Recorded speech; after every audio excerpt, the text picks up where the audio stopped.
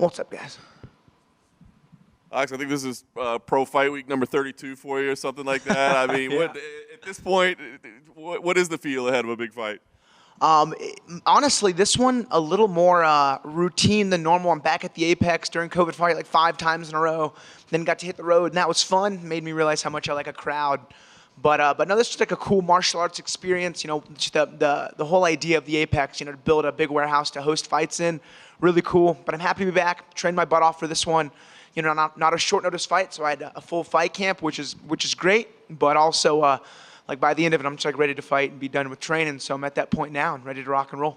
You stay so busy with coaching, with commentating, with training, fighting, and you've always kind of just approached this as like, hey, man, I'm just here to, you know, I don't think I'm going to be a champ. I mean, have you surpassed your expectations into where you ever thought you'd be in life? Yeah, so, I mean, this is before Dana White looking, no, I guess it was after Dana White looking for a fight, but before Contender. You know, I got that short notice call to the UFC and just like didn't really expect it to happen. You know, at least not like prior to like the Legacy title. So I had no expectations, you know, and then when I got signed to the UFC, still didn't really have any expectations, and I got my second contract, and then third contract, and then like double-digit wins. So no, I've definitely achieved, you know, a lot, but I still have things that I'm looking to achieve. Like I used to have a goal of 20 fights, but now I have a goal of 20 wins, so I got some work to do. That's awesome. I wonder, though, in some ways, has that been freeing? Because you look at the success that you're having right now, right? I mean, is it freeing a little bit, maybe if you don't necessarily put those pressures on yourself, but just go kind of enjoy the experience, so to speak? Yeah, 100%. You know, a lot of people ask why I fight, and it's like strictly for the experience, like the emotional experience. You know, I don't rely on the money like at all, so it's all a bonus. You know, I have a job and business at home that like I can you know, plan all my financial action with. So yeah, fighting's just it's a fun bonus. And it's never come with any excessive stress. You know, I've seen guys on like the local scene who would fight to pay the bills, and you can't do that. It adds too much stress to wins and losses. I'll be honest, you know, being almost 20 fights deep in the UFC, 7 contracts deep, the win bonuses are nice, and I've got one for like the last 6 or 7 fights in a row. So I plan on keeping that streak alive for sure. I like it. Know what a fan you are of the sport, breaking it down. Joaquin, what do you see in him as a fighter? Obviously a dangerous guy, but you've been in there with some dangerous guys. Yeah, I fought a lot of guys like him. Thankfully coming off a Southpaw fight camp. But yeah, I mean, nothing to underestimate. The dude's a beast. I trained my butt off for this one. Thankfully, we had a big old crop of welterweights over at Florida, so I've been training with some really good guys. And then when I'm in Houston, a lot of really good welterweights and 85ers. Zach Reese, you guys saw him fight on the Contenders. I've been training with him a lot. And no, it's been great. Then all the guys at my camp as well, man. It's been nothing but great training partners. I have a good problem in life. I have like more training sessions in a week than my body can handle. Back in the day, I had to like struggle to find training sessions, but now I have to pick and choose the best ones, and you know, it's a good choice. I love it. Last thing for me, win here. What is the plan? Like I said, I know this isn't, you know, primary job number one. You got coaching and tournaments to go do and things like that. So what's the plan here? Do you need some time off? Are there names on the horizon? What do you think you get here with a win? Man, it really depends. You know, there's like a cliche, don't plan a fight ahead. So I'm really focusing on Saturday.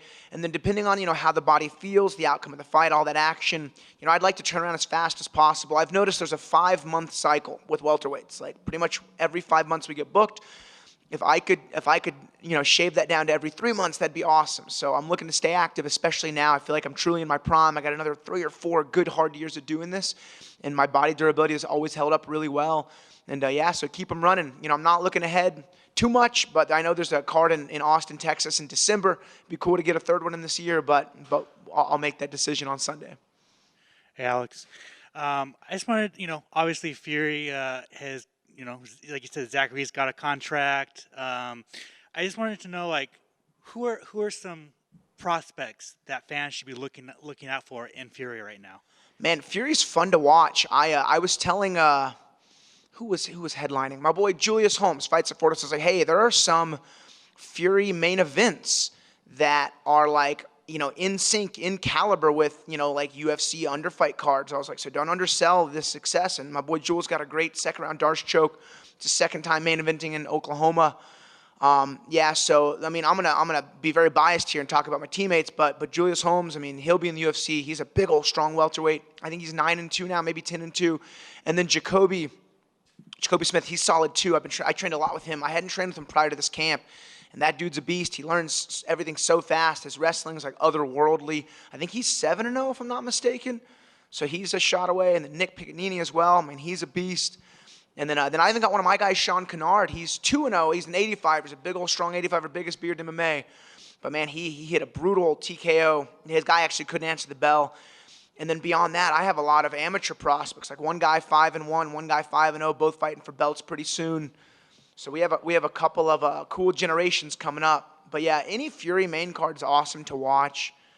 And I really enjoy calling the fights there. I get to, really understand like the competition in Houston, and I can talk MMA all day long. I know John Morgan's been doing some commentary himself. It's a lot of fun, especially if you know the material well. And like I teach it at the gym, I use it in the cage, and then I explain it cage side. So I mean, I feel like I understand all aspects pretty well. Awesome, thank you. And I was going for the Sean Kennard look today, so. Hey, my man, yeah, shaved head, big beard, I like it. Looks over here. You mentioned some of your teammates there. One of your teammates from Gracie Baja, the Woodlands, Ricky Turcios, he came off a win in November. Have you heard of when he might want to return to the octagon? Yeah, so we are talking about matchmaking very actively for him. I know he had seen Sean at the Noche event and told him he was ready to rock and roll. So we're waiting on a date, and I like combed through the roster of the bantamweights who like weren't booked yet or haven't been booked in a while. And yeah, he and myself and you were all waiting for a name and a date. But yeah, Rick's the man. He's like me. He stays super active. He's holding down the fort while I'm gone. But yeah, I can't wait to see him fight. Man, Ricky's awesome. Has such a good polarity to him, a good pull from like the South American crowd, the Asian crowd, and the United States crowd, and he gets recognized a lot, man. I'll tell you, the South American fight fans, they are the best fight fans. Like I've been recognized more by South American friends than anyone else. But yeah, I can't wait for Ricky to fight. Dude's a fireball. I had done 8 rounds on Tuesday before I flew out, and I had him with me rotating in. He's just a scrambler, man. He is impossible to hold down, and he's a fun guy to work with. I agree with the fan statement there, but how's it been like seeing his development, like from when he was young to winning the Ultimate Fighter, and now obviously being a UFC fighter? Yeah, man, it's awesome. So I got my striking coach sitting behind you guys, Matt Wald. He and myself and Ricky have been in the mix since we were all teenagers. Ricky's 16, Matt I think 17, and me 18, and I'm 33 now. So we're like one of the only two, Matt and I, like duo corners in Houston who've like stayed the course. And we're the only 2 guys out of Houston to have 2 like homegrown UFC fighters in a gym we started at and we're still at now. But yeah, Ricky's the man. He always works so hard, and he just fights his butt off. But he's always been a pace guy. Like anytime we would do sprints or any strength and conditioning, he would always come in first place. The dude just got a tank on him. We always made a joke, if he did Survivor, he would win.